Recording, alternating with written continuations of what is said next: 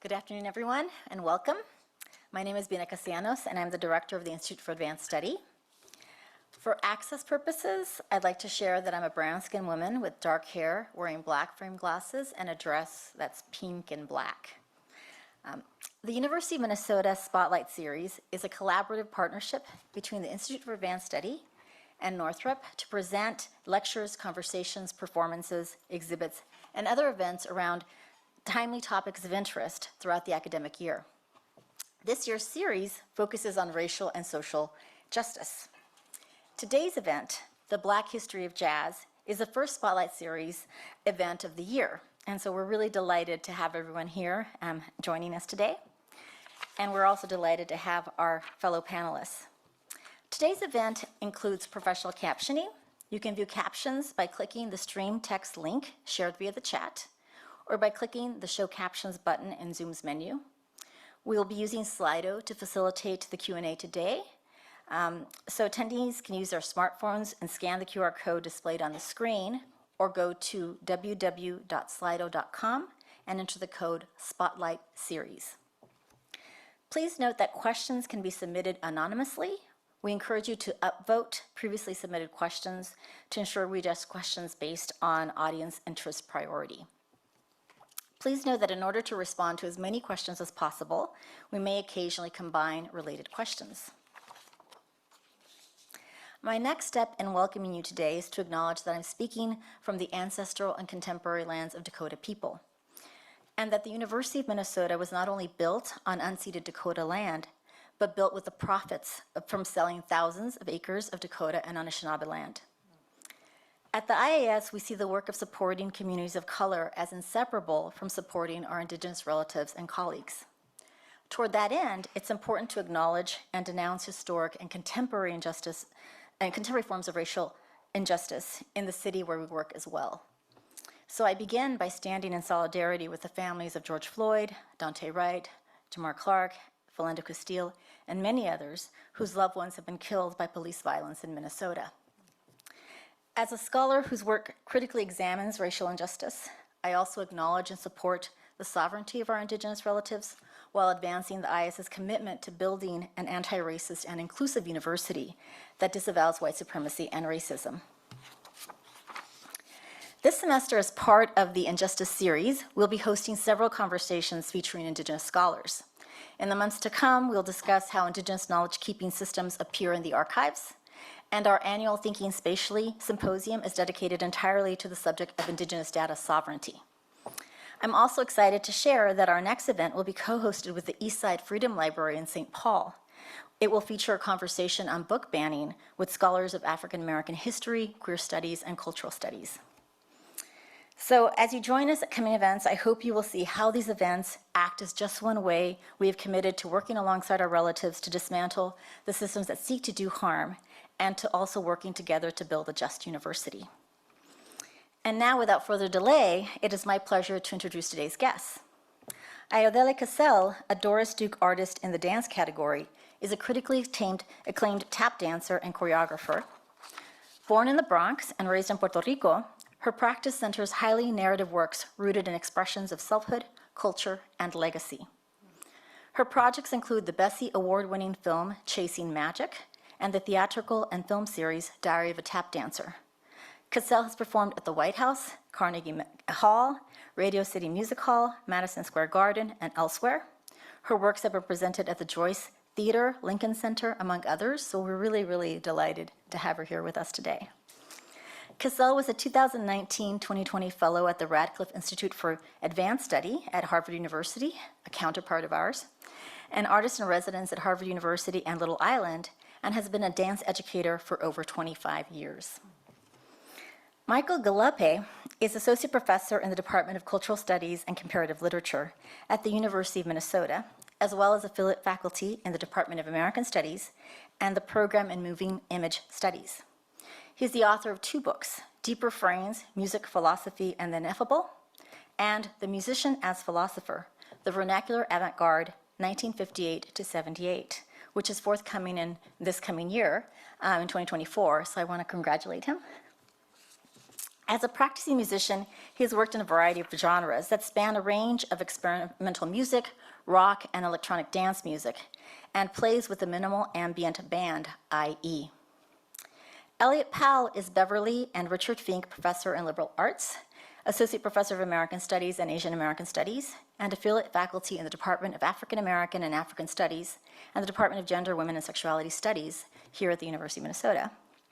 He is the author of Sounds from the Other Side, Afro-South Asian Collaborations in Black Popular Music, and is at work on two projects, tentatively titled Prince, Porn, and Public Sex, which explores the politics of sexuality and music in Minneapolis during the 1980s, and Illegitimate Sounds, which explores the queer potentiality of recordings like demos that do not conform to commercial audio legibility. And finally, our moderator for today is Kristen Brogdon. Kristen is the Director of Artistic and Community Programs for Northrop at the University of Minnesota. She curates Northrop's dance, music, and film series and leads the organization's artistic vision and planning. From 2015 to 2019, she directed the Office of the Arts at UNC Wilmington, where she founded the Lumina Festival of the Arts. Prior to her time at UNCW, Brogdon spent almost 8 years at Hubbard Street Dance Chicago as an artistic administrator and general manager, and 9 years managing dance programs at the John F. Kennedy Center for the Performing Arts in Washington, D.C. She lives in the Twin Cities with her family, and she knows that art and artists have the power to change the world. So please join me in welcoming our fellow panelists, and I will now hand it over to Kristen. Thank you, Vianette. And thank you all so much for being here. Welcome to everybody in the room. Welcome to everybody on the Zoom. We're happy to be in space together today. And one of the things that I love about this panel is that we have such a great kind of variety of performers, philosophers, historians, and we're all excited to talk about some various aspects of the Black history of jazz today. I think our hope for this panel, when we talked a little bit in advance, was that we would come away from today with some new ways of thinking about jazz, new ways of thinking about tap, and new ways of thinking really specifically about the Coltranes, which is something that both Michael and Elliot have been writing about and researching. So that's our hope for today. I have some questions that I've prepared, and I'll address them to specific people, but our hope is that it'll turn into a conversation. We can follow some side roads along the way, have as many interesting tangents as possible. And then toward the end of the conversation, we'll save about 30 minutes for audience Q&A at the end, which we'll do via Slido, and we'll also make my microphone available if there's anybody who doesn't have access to a smartphone. So thank you all for being here and partaking in this conversation today. Elliot, I'm gonna start with you, as you know, and I am interested in just kind of starting the conversation with, how does the research and how does what we know about the mid-1960s, late 60s, and later in the music of the Coltranes compare to what's been written about other music at that time? Yeah, so that's a fantastic question, and I just first want to sort of thank everyone, both in person but also on Zoom, for actually spending time with us, especially at 3:30, which is fantastic to see in person how sort of packed this whole kind of place is.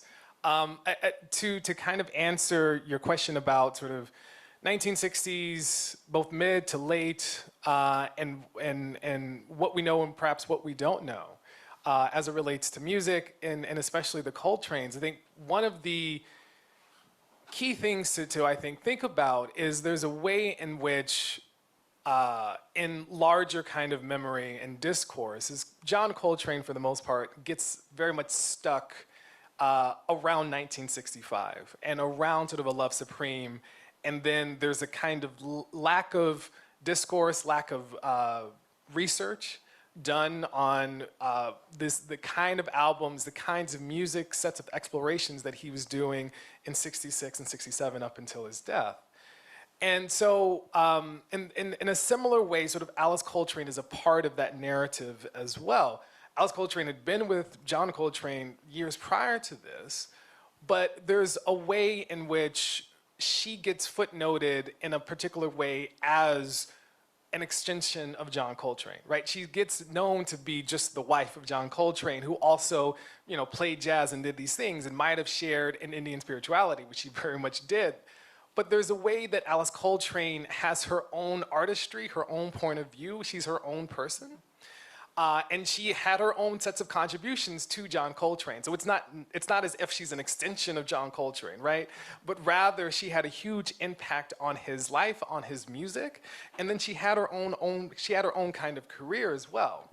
And so part of where I hope perhaps the conversation can go, that I think both John Coltrane prior to, very much the kind of early 1960s and very much up until his death, but also true of Alice Coltrane in her own right, is how we might think about their music and the expansiveness of their music and the capaciousness of their music as also historically situated. What do I mean by that? I, quite often in my own writing, but also my classes, really want folks to think about what is the historical context that sets the scene for this kind of music here.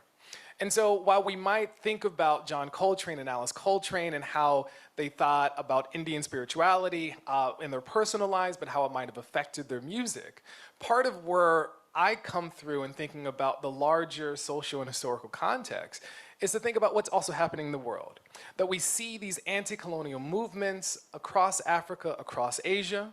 How might that actually play a particular kind of part, and how that might inform their kind of music? How might their own kind of expansiveness, thinking beyond borders, thinking beyond the nation, spiritually and musically, might be also tied to these larger anti-colonial movements that are thinking obviously against the empire, but they're also thinking transnationally. They're also questioning and interrogating really the kind of formation of the nation.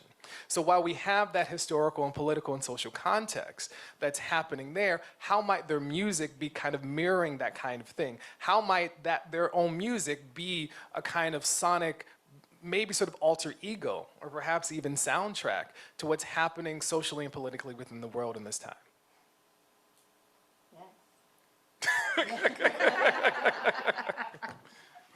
Well, and Ayodele, I'm going to come to you next. Okay. And likewise, how does the documentation and study of jazz compare for you to how tap has been studied and documented?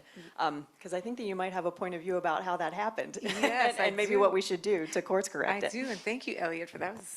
I love that. I saw parallels in Alice, just Alice Coltrane, and even just the women of tap dancing, and how their histories just sort of were not documented, and they weren't thought of like that. When we first started talking, I'm a tap dancer, choreographer. Hi, y'all. Nice to see you. They can't see us, but it's standing room only here. Woo!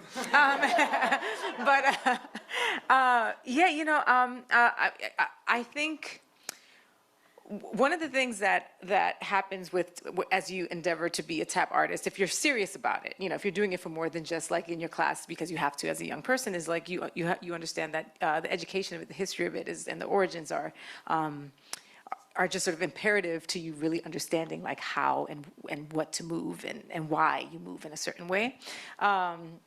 And so I've been tap dancing for, say, 27 years. I always knew, I've known about the origins. I've known about the John Bubbles and the William Henry Lanes and Bill Robinson and, the Nicholas brothers. And I'm just going in through history, Baby Lawrence and Chuck Green and Jimmy Slide and Buster Brown and Gregory Hines and Savion Glover, and then, my generation. And that I see the arc there.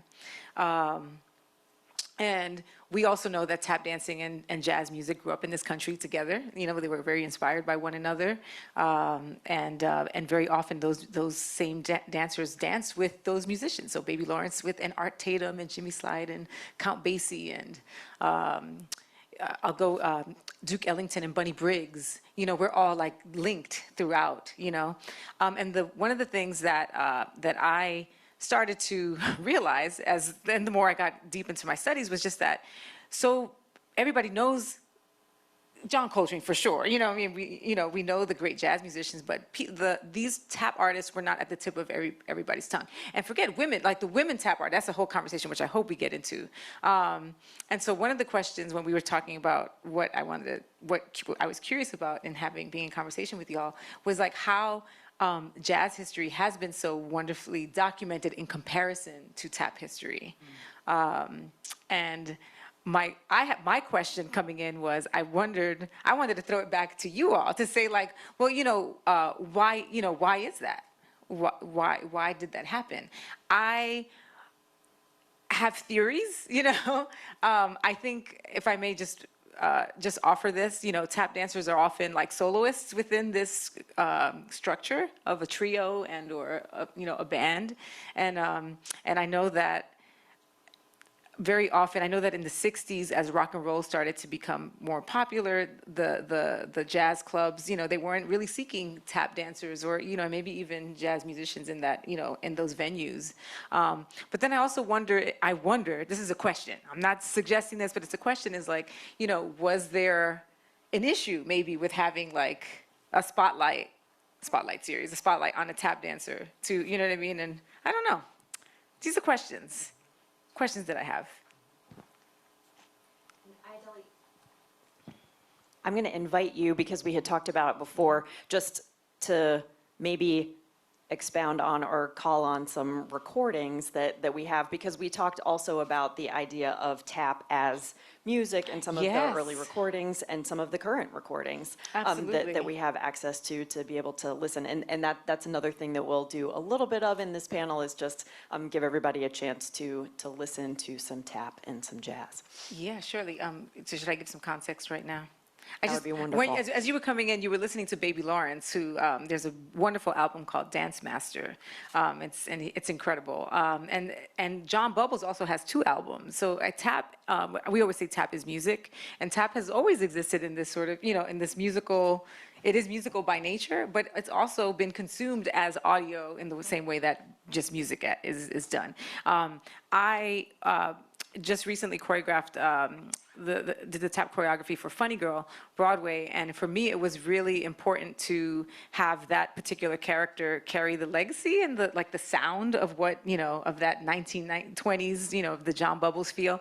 And so when we were invited to do a cast recording, I remembered immediately emailing the producers and saying please tell me that you're going to include the tap version of this, on this score, because not only is it a representation of an accurate representation of what's happening now in this particular show, in this revival, but I think historically it's important to know that it's not, that it's part of a continuum, and it contributes to the legacy of this form on audio. So this clip is Jared Grimes performing Eddie's Tap, which is a number I choreographed and arranged with Carmel Dean, specifically for this particular production. And it's based on Baby Lawrence and Baby Lawrence's performance at Sammy Davis Jr.'s, one of his show at the Palace Theater. And the idea was that I wanted the tap to take the lead. So it's very sparse musically, so that the tap dancer gets a chance to drive it. Hit it.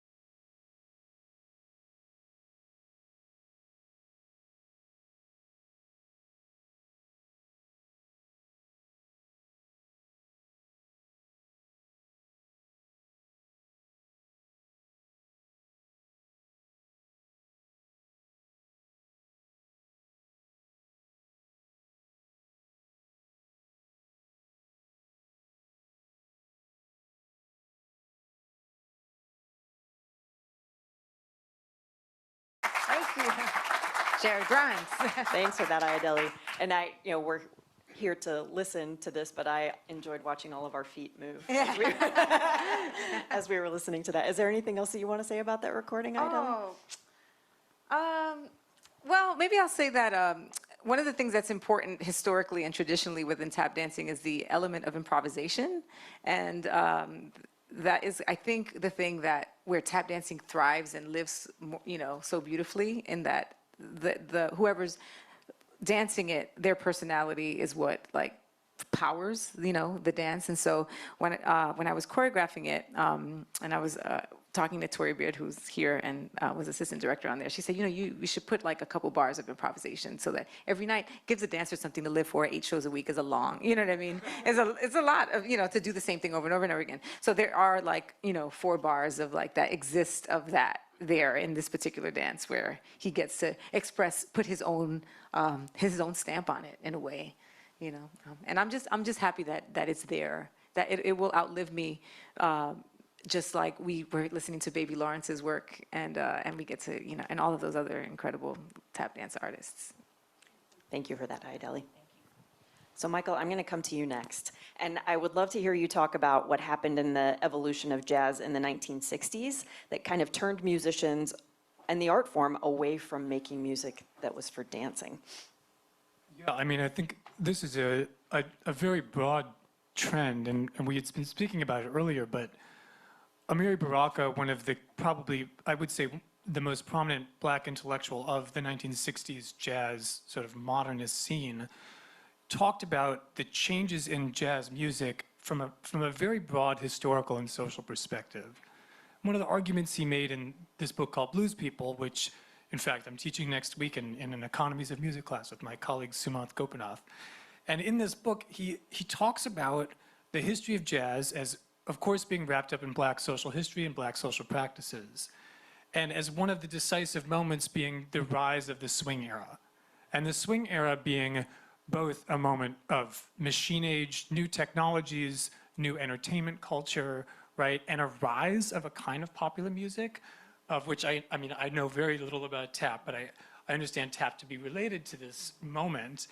And for Baraka, there is a kind of a question within the certain touring, and recording industries of white ownership over the means of production, and white ownership of, all white bands, right? And segregation within touring circuits. And so from his point of view, what happens in the 1940s through the 60s with a lot of black musicians in the realm of jazz is the emergence of bebop and music that is working within the idiom of jazz, but staging a critique through sound, staging a kind of resistance to what has been, in his view, presented as a kind of white-owned commodity form of jazz.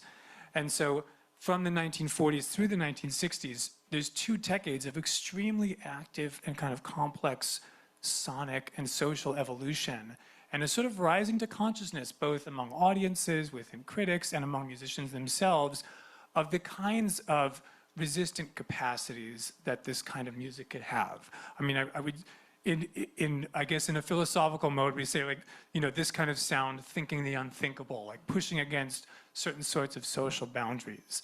And so what I think makes the 1960s moment really it's kind of inexhaustible as a moment historically, because when we listen to this music, you hear, going back to Ayodele's point about hearing the history within the practice, hearing the ghost of the swing era, but being kind of deconstructed and reformed, and that being a kind of social question, right, formed in sound in some way. So this is, this is a loose reconstruction of Baraka's argument in Blues People, but yeah. Elliot, you look like... Yeah. Because this is all really sort of deep in thought, but and so it might not actually be sort of fully formed. But I'm thinking about these sets of questions, right, around the kind of commodification of blackness, of black culture, and this interesting sort of, and this goes to your question about a kind of disarticulation of jazz and tap. And I'm thinking about this interesting, in quotes, it's messed up, to be frank, and other kind of language to even be franker. That sort of the commodification of jazz, I'm thinking also about the canonization of jazz, right? So, and I'm wondering about the canonization of jazz within higher education, that also ends up also being the same thing that I think separates jazz from tap. Like we now get jazz taught in music departments, tap taught in dance. So there's a way Or not taught. or not taught, right? Which or is not a taught huge at all. thing right? about, yes, keep going. No, but this is so like I'm putting these two together, right? That what's happening in the 1960s as a kind of mode of resistance around the commodification, we can also read as a mode of resistance against the canonization, right? Because in part, what might happen with the canonization is that disarticulation of jazz and dance, right? Yes. So that was just the thought that kind of occurred to me listening to both of you talk. Yeah, no, there's been lots of conversation in the tap community about like, well, why is it that tap dancing has received, let's say, historically such little support from institutions and funding organizations and generally we keep tap dancing with the dance in the dance realm, right? So we haven't, they don't necessarily associate tap with music, although I mean we do. But one of the reasons one of the things that comes up is that the reason that it hasn't is because it hasn't been sort of institutionalized as a way of teaching it. Tap dancing is very much an oral tradition. It's, I mean, yes, it can be taught. There are classes that happen all over the world, but technically, but really like at the heart of it is the passing down of information. And like even the way I learned, my very first tap class was, yes, it was a college class, but it was for actors. It was just a very basic class. But where I got the meat and potatoes and the beauty of and the history was my a peer, who happened to be going to the same school, and he took me around to the jazz clubs. He introduced me to the community. He was the one that spoke to me about, well, do you know who Gregory Hines is? And do you know, like, listen, tap dancing is not a series of steps. It's actually expression and communication. And it was born in this country and African people, and he brought here and enslaved. And I say all this, I speak this very often in conversation with folks about tap dancing, but also in performances, and certainly in the performance that we have here with Rooted, in the next space over there somewhere. Because it's just so important for me, for people to know, to have context, right? So that they can like just hear it differently in their spirit and hopefully transform the way they view tap dancing. But I think the fact that it hasn't been like just sort of put in a book, and then been able to, is maybe one of the reasons why it hasn't been documented with the same level of, I don't know, importance maybe, and also there's I want to connect it to the fact that we were historically busy doing the thing, right? And so other people were telling our stories, right? And there aren't many tap history books, right? There's the one that was like the Bible of tap dance initially was Jazz Dance by Gina Marshall Stearns.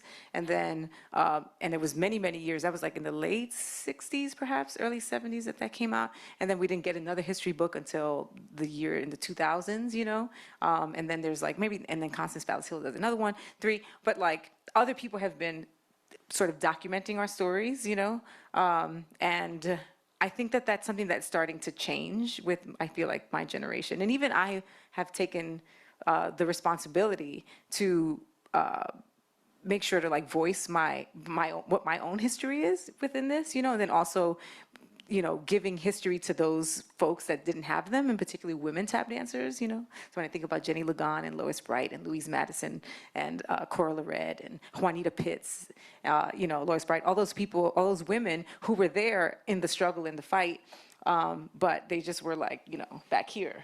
Nobody was really gunning for them like that. So I don't know. I'm just spitballing now.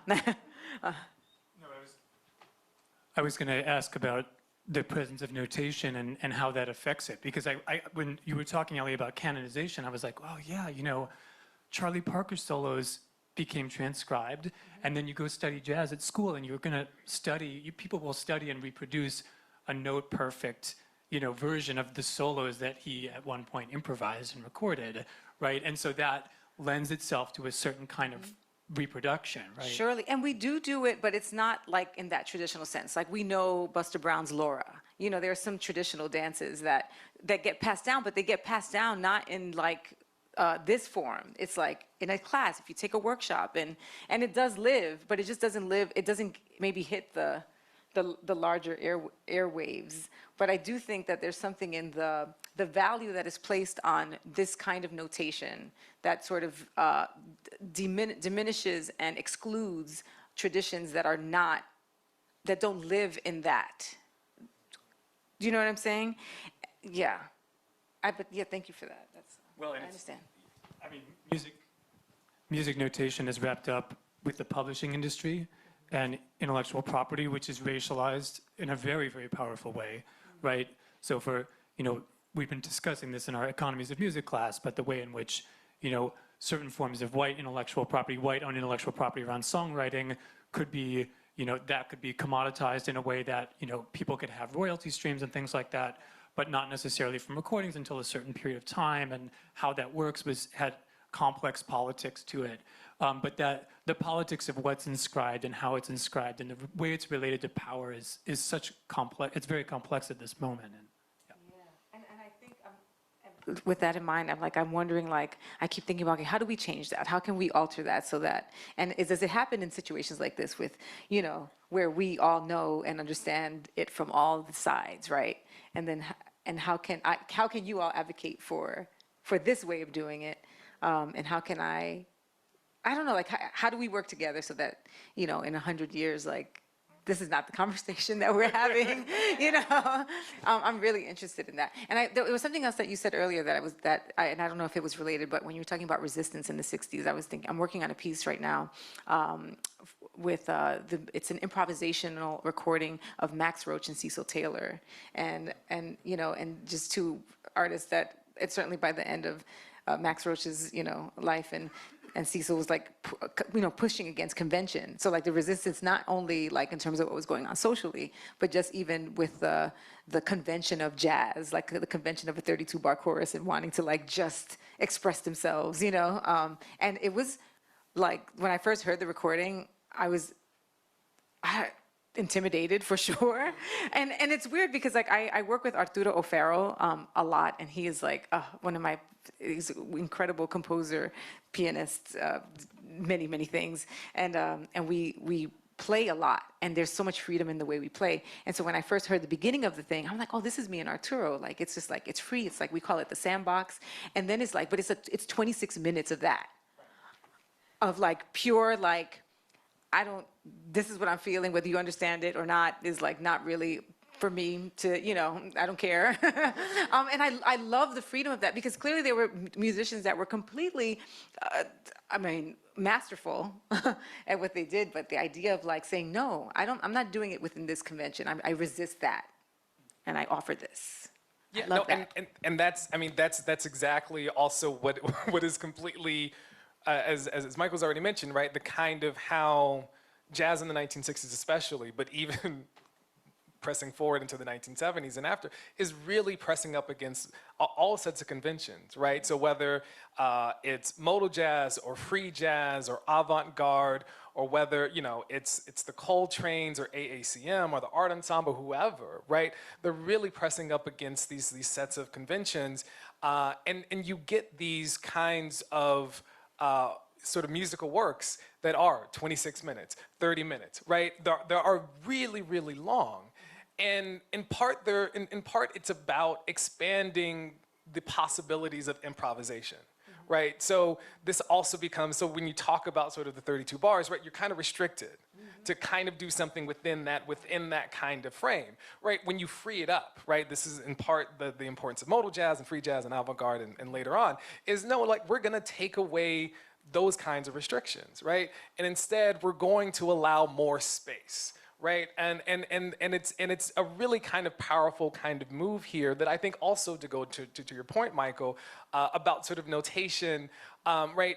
I'm thinking about how sets of jazz musicians in the 1960s, 1970s are also trying to resist those kinds of modes, right? So, Coltrane's fast playing, right?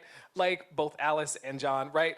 That's about also a kind of resistance to someone picking up on, copying, and commodifying that particular kind of sound there, right? And so, and again, in part, I want to go back to the sort of canonization and sort of institutionalization of jazz, in part because it's also about sort of deracing sort of jazz in the sense of, right, this is when we have the kind of commodification, the canonization or institutionalization of jazz, this is also when we have the quote unquote elevation of jazz as America's sort of classical music, right? That really sort of removes the kind of blackness of jazz, right? And appreciate the stomp on that one. So we can also, there's a different kind of relationship there in terms of tap dance, right? There's a way in which sort of race is and isn't being sort of pushed and pulled in tension between these two sets of genres here, and how they've been taken up within sort of larger sort of U.S. politics, culture, and U.S. racial imaginary. Yeah. I'm also thinking like that makes so much sense to me. Oh gosh, like my brain is like, you're so right. I don't know, maybe I'm just saying you're so right. No, but you're right, because, I was just thinking about like maybe in a way to the community of folks, the tradition, the traditionalists, maybe have like resisted that, because it's like, Tori always says something like, like my art, your art form is like your greatest currency, right? Like, and so it's like your art is your greatest currency, and so it's like, can we keep this, as pure as possible? And what happens when you like release it out into this kind of institutionalized thing? Like, do you lose? Maybe there's a fear of like the loss of authenticity. Maybe there, yeah. Because I don't know. I think. Are there any tap dancers in the house here? Yeah. Hey, Rick. Oh, yeah. Yeah, right. You know what I'm saying?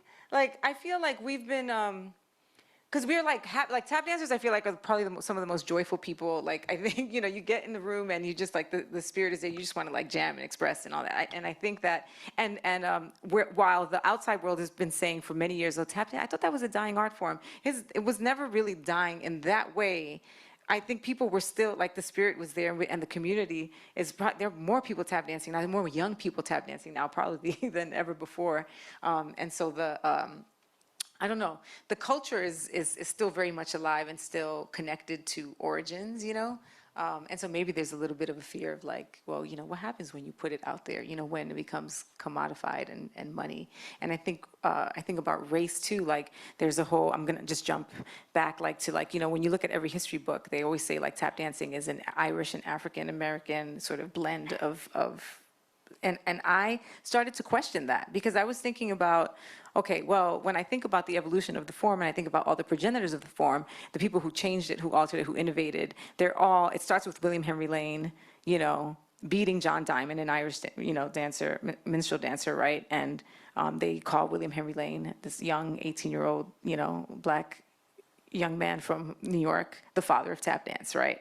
And then you go, Bill Robinson and John Bubbles and the Nicholas brothers and Baby Lawrence, and then Gregory Hines and even Savion Glover in the most contemporary, and then of course like I'm Black and Puerto Rican and Dermisha and boom boom boom, like, and so like the origins of all those people, they're all Black people.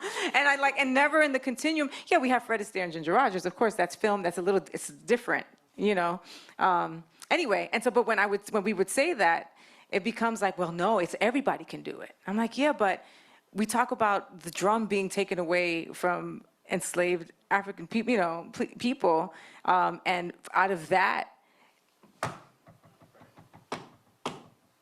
this way of moving, happens, So like even origin-wise, we're the impetus, we're like the beginners. But when you say that, I have had conversations where a lot of, white people feel very excluded. Well, no, well, we do it because look, we had Gene Kelly and Fred Astaire does it. And Ginger, I'm like, I'm not saying that everybody can do it. I mean, we can all do it. But the minute you like say like this is, the heart of it lives with, Black people in this country, it's just it gets very tenuous. I'm going to do a quick shout out to a friend and colleague. There's a book that's going to come out, I think next year, called Black Sound by Matthew Morrison. Love him. Yeah, so Matthew is great. Exactly. And so, the sets of questions around race, around Blackness, around copyright, around intellectual property in music and in dance is really the center and heart of Matthew's work. And so I will implore you all, when it comes out, again, the title is called Black Sound. And so when that book comes out, I already told him this, but it's going to be a game changer in so many different fields and disciplines. So, yeah, totally. Anyway, just quick shout out. I second that. Yeah, thank you for that. Michael, I want to bring you back into the conversation, and we're talking about histories, and we've also touched a little bit on improvisation, but I would love to hear your thoughts about improv and linking back to histories. How has improvisation been separated from its histories? And then what do you wish people knew about improvisation, both technically and historically? Big questions, right? No, I know. I almost want to bounce this to you, Ayodele, because I want to learn more, and I don't know. It's a very difficult topic, I think improvisation can feel just like a question of freedom, but it's never that simple. It can be terrifying, and there's a lot of stakes to it, and it's, anytime it's happening, I don't feel like it's necessarily always self-expression. Sometimes it's just trying to keep it together. And to think about things. And, one of the things Ornette Coleman said is, for him, the sort of paradigmatic work of creativity was the work of forgetting. He's like, I've already learned to forget. It's not exactly what he said, but forgetting has this really powerful status for him. And if improvising well requires forgetting, that's paradoxical, right? And there is there's a terror and a kind of existential grip to it that I think, sometimes the word freedom captures it, sometimes it doesn't. I think it depends on the context. I love that. Yeah, a couple of things I think about keeping it together. Gregory Hines coined the phrase improvography, and the idea. I think the spirit behind him saying that was that even within improvisational structure, you are pulling out things that you have practiced and know deeply that are just sitting there. They're just so ingrained in your body that they're there for you. It's available to sort of fill in those gaps and fill in those moments, I think freedom also does that, describe it. The closest I have felt to it, like when I think about my work, when I'm playing with Arturo, there are no rules, it's just whatever goes, and we don't plan it. And it really is, and I'm not in his head and he's not in mine, and we're just like listening and in the moment. And then, and some days it's like, and then some days we're working hard to kind of, just sort of like find the flow. Very, very rarely though, but I think when we both agree that anything goes and that there's no wrong, right, then it's like magic, right? And then I think about, I was an actor first before I was a tap dancer, and one of my teachers, William Esper, who studied the Meisner technique, their basis for their technique is improvisation. And one of the things that Bill Esper would always say to us was that you get your technique, you practice your technique so that when you're actually working, you forget about it, and it's just there for you. You have to, and so with that comes a lot of trust. To know, like, I've done the work, that I know that in this body exists everything that I need to know to fulfill, to play this moment, right? And then the other thing that is really important for me in improvisation is improvisation to me is like, you can't strangle it. You can't try to like harness it. It'll never work like that. That's not, you have to be okay with whatever happens and really just be as open to whatever happens. And some days you're transcendent and it's brilliant and it's amazing and you're like, I've nailed it. And then some days you go and it's like, you've never danced before, And that to me, but to me, that's where the exciting part is. And I always say, like, that's what keeps me in my tap shoes. Like, that's why, how I coined the show of Chasing Magic, because I do feel like it's like chasing that, you know that it's possible to experience that thing that is so free, because it feels so good, you know, when you're ultra free, you know, where there's no worry, that there's just like total trust in your ability, but B, to let it, I think it's very spiritual as well, to let whatever the moment happen, to let it happen to you, or just be like a conduit for whatever it's supposed to be. And the minute I learned to let go of the expectation, the most free I have felt, and the most it's the most that I've ever enjoyed being, like, performing or or improvising. It's like you have to be willing to let it go, which is scary. And when I teach improvisation, people are terrified because you're used to like being told what to do, like okay, in class, do these steps. And when we say no, you have it. You have everything you need. Everybody, we could do it right now, and and then usually when I ask for it, everybody, like, it's like they turn into deer, right? Like, but once you get going, it's like one foot in front of the other. Like it works. If you just trust me, I can lead you in an improvisational exercise, and you'd be great. Michael, is there anything that you'd like to add from your perspective as a performer about your own experiences with improvisation? No, I mean, I think I have really similar experiences of how do you capture something that's passive? I mean, where you have to find where you have to relax into it, and you don't want to overthink it, right? And I think one of the reasons, in my 40s, in my middle-aged years, I'm sort of, working here at the University of Minnesota, and still playing music, even though it's, I'm not making any money really doing it. And part of it is the social dimension. I find this compulsion where it's like, being in a situation where I don't know exactly what's going to happen. There's an alchemical element, and you're never going to figure out how that happened, and then this thing worked, and that kind of fluid puzzle of being there, And that's an addiction or something. It's probably a very good addiction, but it's one that, it's a very different exercise than sort of reasoning out, something strategic and purposeful or whatever. It's not like that. It's sort of like, it's something that is an attunement or a readiness, or I don't know. And I like just having that happen. I don't know. I think the last idea that I want to kind of bring into the conversation before we open it up for some audience questions is one that we had talked about in various other settings, just around, like, we're talking about artists who don't necessarily fit the script, right? So especially with Alice Coltrane, Ayodele with you, and John Coltrane in ways that we haven't talked about yet, but because of their gender, because of the instruments they play, or because of the way they practice politics, right? And so, like, what does creating outside the archetype mean for you, Ayodele? Elliot, what does it mean for John Coltrane? And then what might it mean for those of us who admire their work that they were, and that you are creating in this way? Elliot, do you want to start? Okay, yes. Thinking this right now as I'm talking, so this is why I'm talking as slow as I am.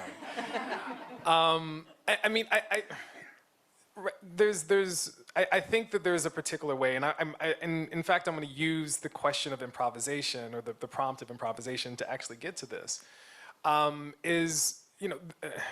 one of the interviews, out of some that John Coltrane did, was really responding to a question about, one, why are his songs so long, and why are his solos so long? And he gave what might seem to be a tongue-in-cheek response, but I actually take it very seriously. He's like, I need time to think through these ideas. And when I think about the Coltranes, and I think about their songs, and I think about the ways in which they're doing so much in those songs, is that they're trying to think through something. And they need space to think through something. And if you are contained, if you're constricted in a particular box, in a particular archetype, that puts a limit on what you can do. And what the Coltranes offer us musically, spiritually, is a way outside of that box, right? Is a kind of demand for space. And of course, for me, it's always important to kind of reference what it means for to Black folks to actually demand space in the 1960s and 1970s? And how and what are the ways in which today now, right, still as Black people, to demand more space?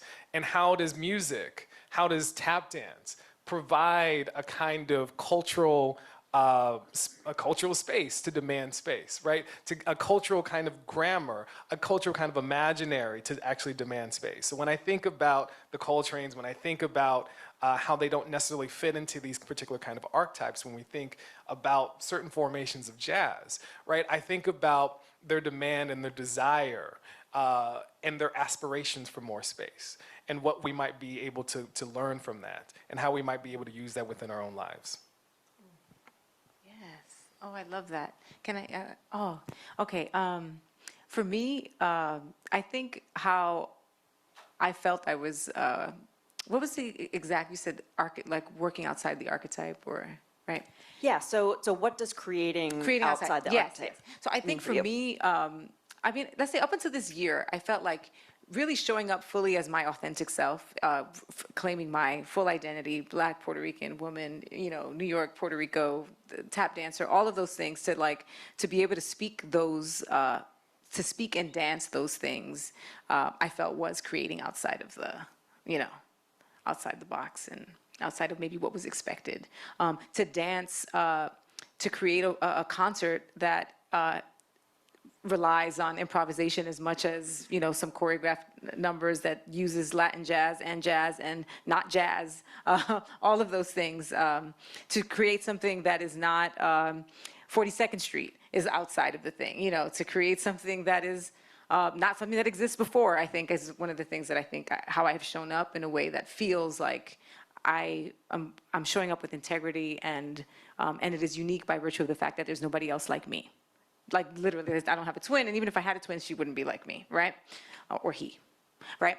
And then I love what you say, Ellie, about demanding space, because this year is the first time that I won a Doris Duke award this year, and with that comes a financial, some financial freedom, right? At least for the next 5 or 6 years, right?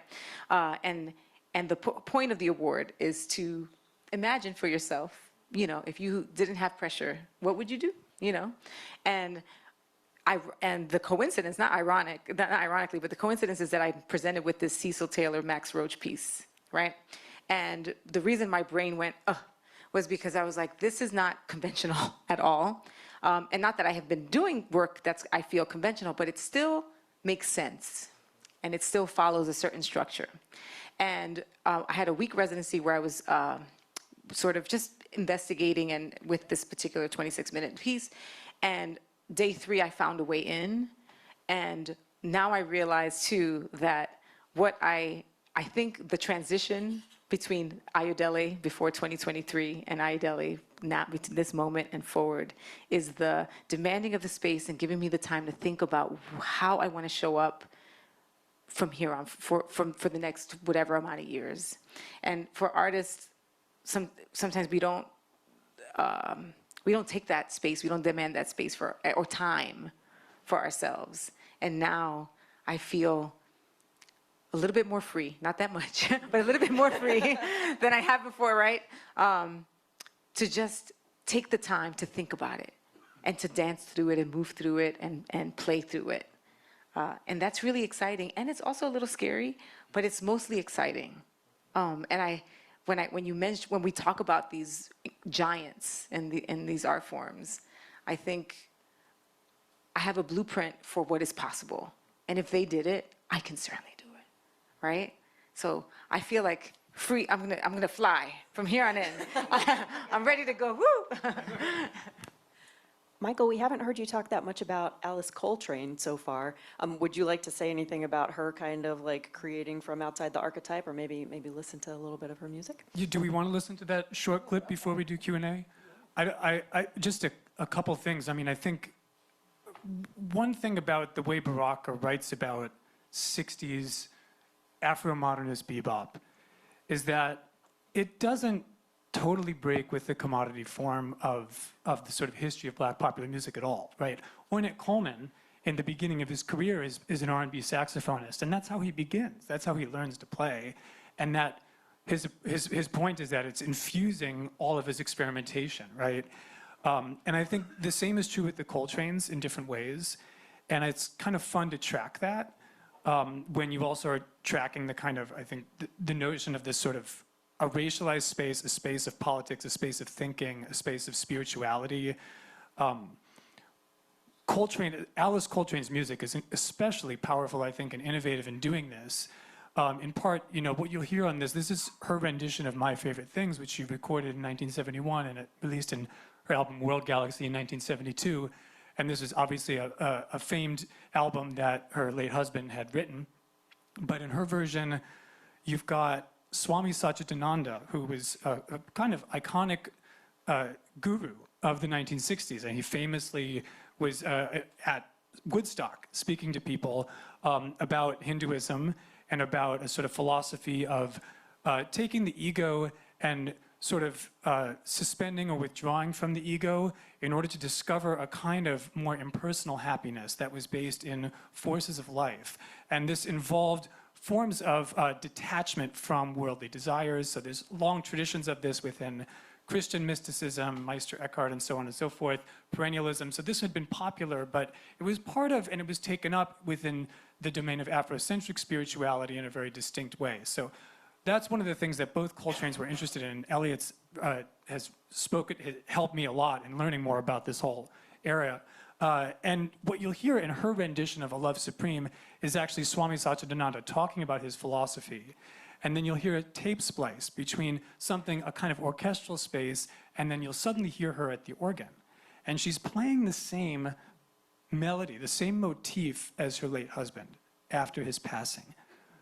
But it's funky. It's 1971, so this is like era after Miles Davis and the rise of jazz fusion.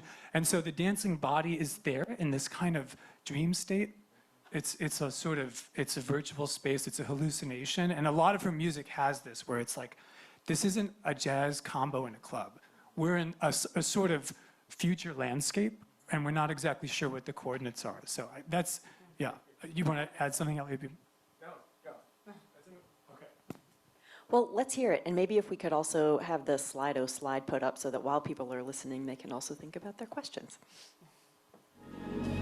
Love for love's sake is divine. It is constructive. It is beautiful. It brings peace. It brings harmony. It brings joy to the lover and to the loved. But if love is based on selfishness, egoism, the very same love brings destruction. Peace and harmony is based on love. When used properly by a selfless mind for the benefit of the humanity. Love knows no business. Love knows no bargain. Love never expects anything in return. Love knows only giving, giving and giving, without even waiting for a thank you. Such a love is the supreme one.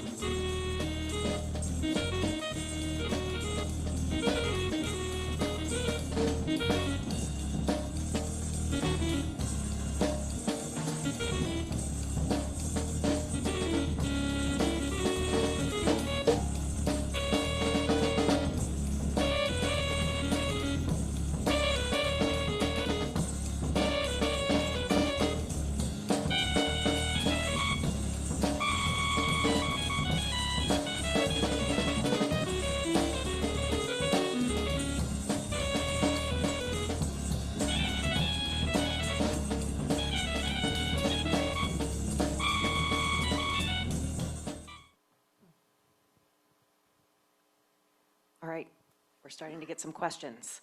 So one of the questions that has been upvoted, so it's a little bit more popular, and I wonder if either of you feel comfortable just talking about the history of jazz or the present tense of jazz here in Minneapolis.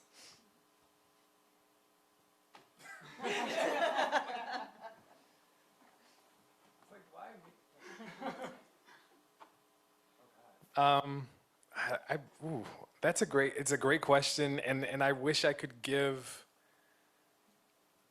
a better answer than the answer that I'm actually about to give, which is to say that jazz music in Minneapolis has a very long and rich history. It is a history that, because I just talked about this in my class on Monday, a relationship to Prince as well. Both of Prince's parents were jazz musicians here in Minneapolis. And they were part of a broader community of jazz musicians, especially coming out of North Minneapolis, who were amazing musicians and were also very much sort of restricted because of anti-Black sets of laws, right, and policies that kept them out of some clubs, some bars, some venues here in the Twin Cities, right? And so I think when I think about the particular kind of history, it's not, and it's not really sort of unique to the Twin Cities, right? But it is the kind of like, in certain kinds of cities, in certain kinds of states that have these really rich history of, in terms of jazz musicians, right? A lot of what we kind of miss out on and that we don't know about that's not well documented has a lot to do about the kinds of anti-Black sets of racist policies that restrict us from knowing these particular kinds of histories, right? So while in a contemporary context, there are a number of folks who are currently performing, who are currently sort of obviously touring. I think a lot about the historical folks. And I'll actually make another follow-up because it's in part tied to Prince. So I teach a class on Prince. This is why it's very much on my mind right now. Jimmy Jam's, from sort of Jimmy Jam and Terry Lewis, Jimmy Jam's father, Cornbread Harris, still performs in South Minneapolis for free every Sunday, right? And so there's a way that's a living history now, right? And so I try to talk to my students about like, you can still kind of catch these folks right now, and you should, because you can listen to them for free, you can experience a history of jazz as it's sort of being embodied and lived through in our contemporary moment. So that is my kind of response to that question. It's a great question. I wish I could give a better answer, but that's the answer that I can give right now. I'm going to throw this next one first to Ayodele, but then anybody else feel free to jump in. Just an anonymous question that's curious about the context in which Black artists are rejecting convention, improvising, demanding more space. Like, can you help us make some connections with what might have been happening in the world mid-century and then what's happening, what might be different now?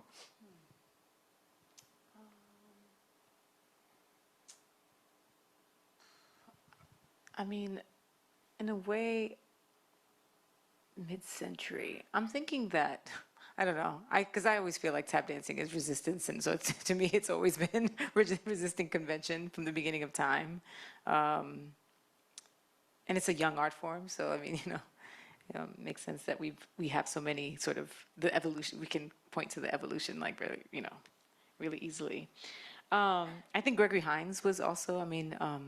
I think about Gregory as like somebody who was like resisting convention by saying, I want to dance for expression, not necessarily for just choreographed, like, performative things. I mean, the movie Tap speaks to that, his breaking away from that. I think Savion Sound was also breaking convention by really sort of authentically being himself and being the sound of the generation. Hip hop is big in the 90s, and so the dance was transformed through that ear, and sort of certainly inspired a whole new movement.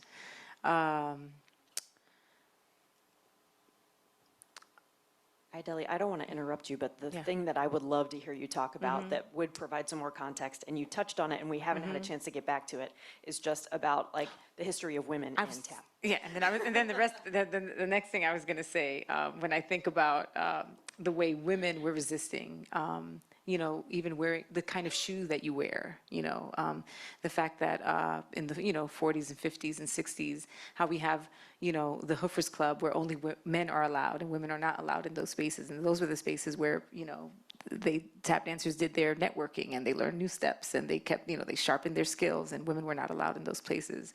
Jenny Lagan tells a story of how she went in there one time, you know, and thank God she went in there one time because we know it and we know that, you know, it's possible to push against. I think about Edwina Salt Evelyn and Jewel Pepper Welch, who were a tap dancing duo in the 50s, and how they danced in suits and, you know, suits and ties and flat shoes.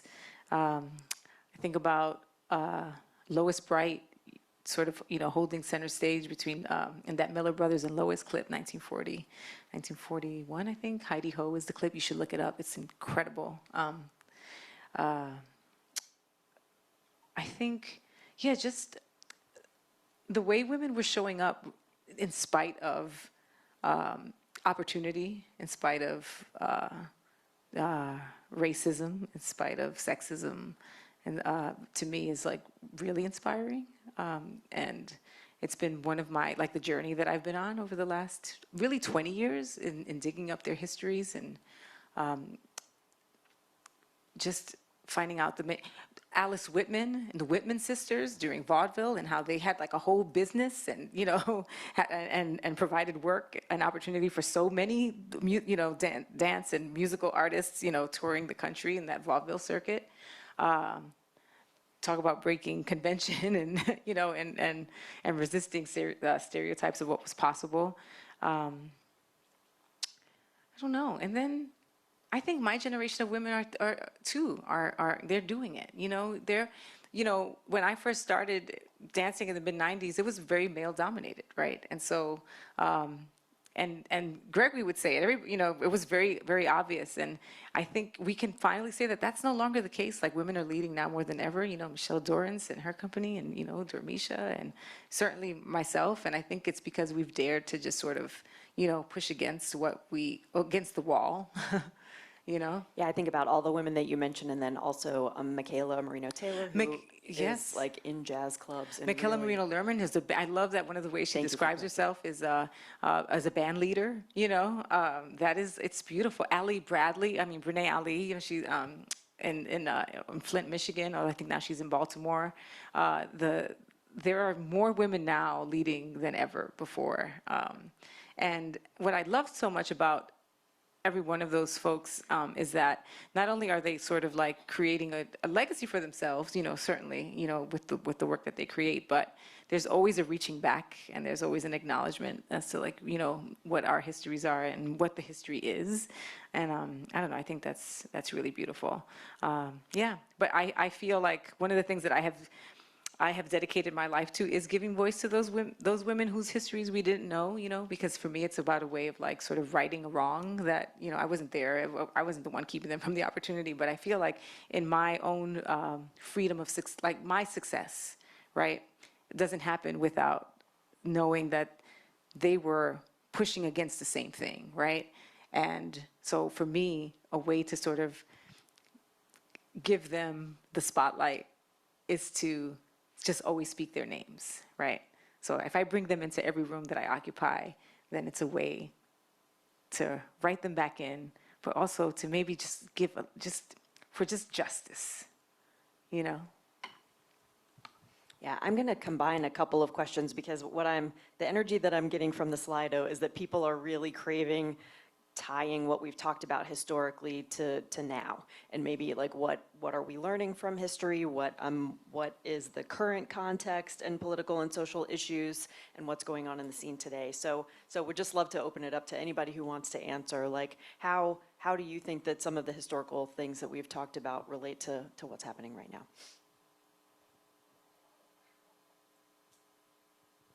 It's another big question.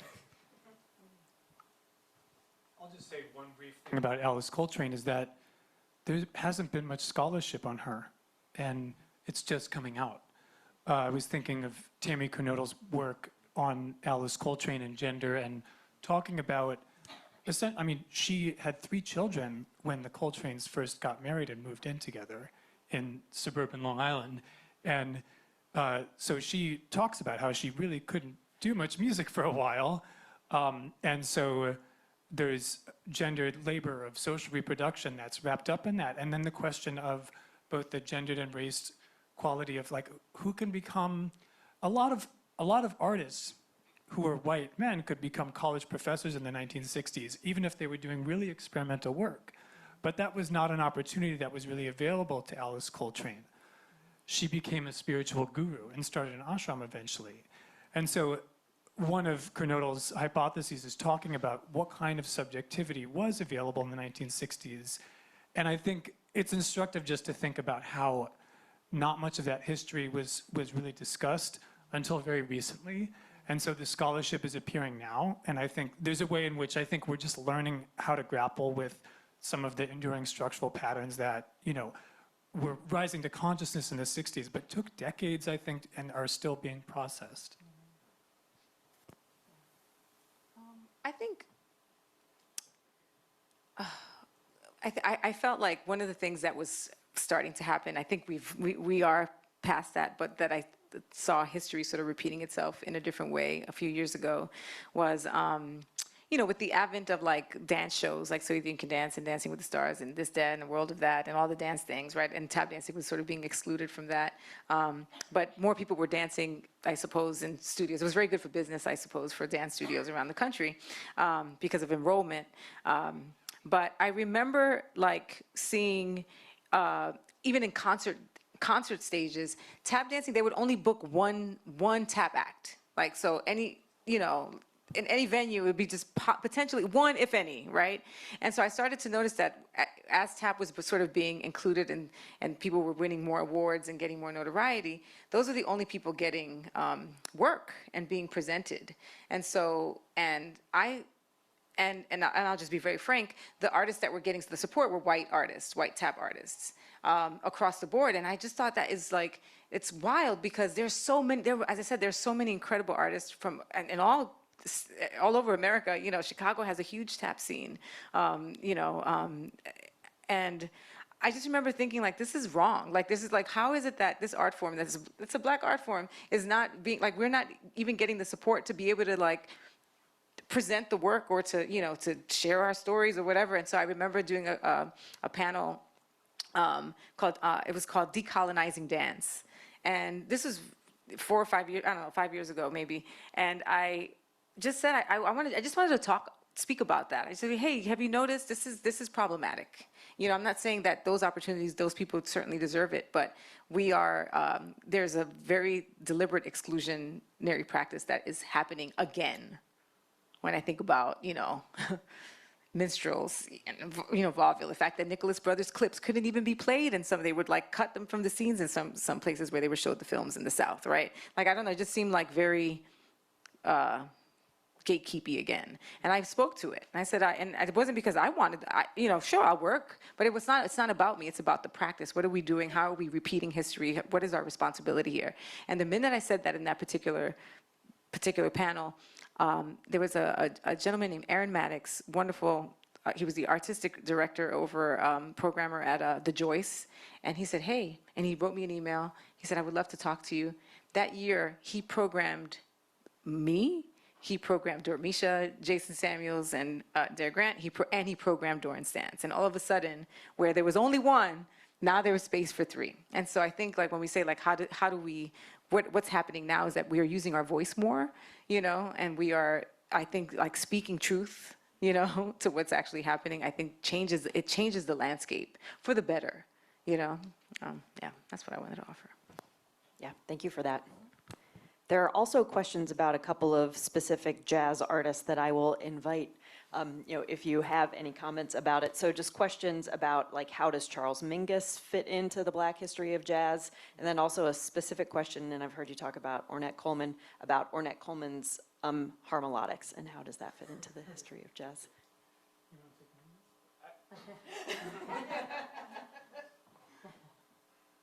I mean, I was gonna suggest that you have the both, but because I've written hardly anything, if anything, about Mingus. I mean, the short answer is Mingus is a part of this conversation, right? So when we were going through a list of sort of jazz artists in the 1960s, right, and we were naming all these kinds of folks, Mingus is 100% there, as is Sun Ra, as is whoever, right? We can just kind of go down the list, and I think to go back to your point about sort of Baraka, I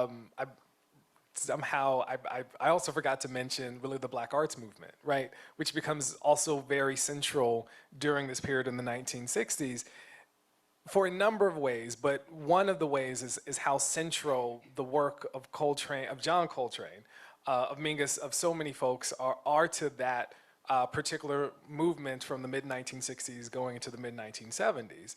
But also, to go to a broader set of conversations is how the Black Arts Movement was doing what I think we're also trying to talk about, is that the kind of relationality between poetry, theater, music, dance, as Black expressive forms, and to think about them and reclaim them as relational expressions.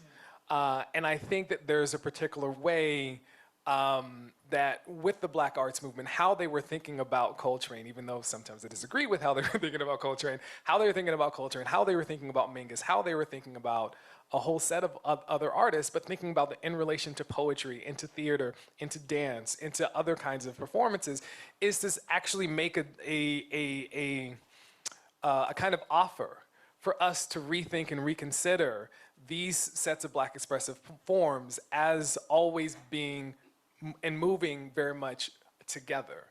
And so that's my kind of roundabout way of talking about Mingus, is to actually think about how the Black Arts Movement is also thinking about Mingus. It's not simply someone who's working within jazz, but who also has something to give us in terms of how we might think about the broader arts. Yeah, I think regarding harmonics for Coleman, it is like it's sort of a social theory as well as a music theory. And the simplest explanation is in bebop, you still have a piano that's playing chords. And the virtuosic idea is that you should follow the chords. Now, from Coleman's point of view, he was immediately criticized in 1959 for not being very obedient in doing that. So he got rid of the piano. And he had a much more kind of linear ensemble where you didn't have a chord, you had to fit into that. And instead, you had these kind of meandering counterpoint lines. Now, if you listen to Ornette Coleman's records, there's many different kinds of Ornette Coleman, right? But one feature that recurs is, he'll have this composed head and then this kind of like meandering counterpoint between him and Charlie Hayden, who's playing bass. And there's like suggestive things that line up, but it often doesn't quite line up. Sometimes it's really cacophonous. Sometimes it's actually quite sparse.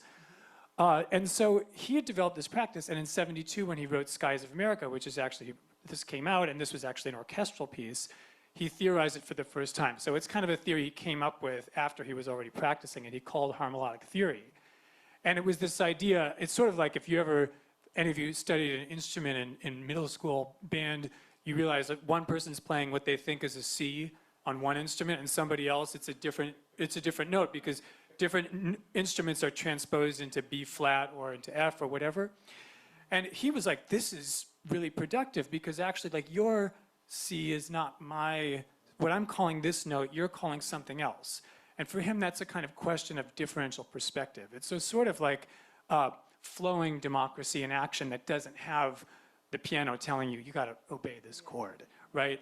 And so he would think about counterpoint in this free-flowing way, and he would play with the idea of like what your own perception is of your grammar, your self-expression is going to be. Its synchronicity is actually could sound dissonant, but it is a synchronicity. And when he talked about it, he was always very playful and evasive in how he kind of described that theory. So it's a music theory, it's a social theory, and in that way it's a very strong exemplum of, I think, Baraka's thesis, because the sound and Black social life are wrapped up in one another closely.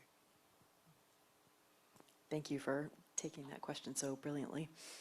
I want to see if we have any questions here in the room. It's a little hard for me to see, so raise your hand high if you. All right, I'm going to bring you my microphone. When I was growing up, there was just 3 channels on TV and PBS. But at least it seemed like you could reach mass audiences, whether it be through a variety show, Donnie Marie, or something like that. So you could see a tap dancer, or you could hear jazz. Nowadays, with streaming and everything so splintered, I was happy to hear you say that, you know, jazz is flourishing, or I'm sorry, tap dance is flourishing, because I kind of imagined that it was probably dying a little bit. Is the atmosphere that we have now lending more voices to women and to other people of color and such? Is it better now to reach a splintered audience and just everybody can sort of find their own niche? Or is it maybe in the past because you were reaching a broader audience at one time? Yeah, I think, yeah, that's a great question. As I said before, I think there are more people. It's definitely not dying. It is thriving. It is thriving. It's thriving in the, you know, as I said, a lot of young people are dancing. There's a lot more work now than there was even, like, let's say, like, even 15 years ago. And you know, I think what we have is like different audiences. Like, I mean, the TikTok audience may be a little different than maybe the folks that tend to come to the Joyce Theater. But I don't know, there's a theory that like that as long as tap dancing is out there, it helps everybody, right? That at least people are seeing it, and that they're gonna be, no matter what the audience is, if it's social media or if it's concert stage or if it's a film, you know, it's starting to, you know, make a little more of a comeback in film. I hope that it continues to do so. Certainly on Broadway again, like that we have this, you know, I do think that what we did with Funny Girl was really impactful, because we got some really nice tap dancing in there, you know, in a way that maybe hadn't been seen in a little bit. It all sort of like helps to like support the other, I believe. It's my belief that everybody wants to tap dance. If they haven't tap danced, then they're curious about it, and they want, you know, they want to try it. And so I feel like all of these sort of like venues or avenues sort of like, you know, pique the curiosity. And once you have the attention just a little bit, I think you can like take advantage of that and harness that, you know, to your advantage. So it's there. Trust and believe. You're going to see it more and more. It's because, you know, we have stamina. So, you know, and the thing is, like, we dance until like we can't anymore. Like, we'll be like 95 and still dancing, like literally, you know. So yeah, it's thriving.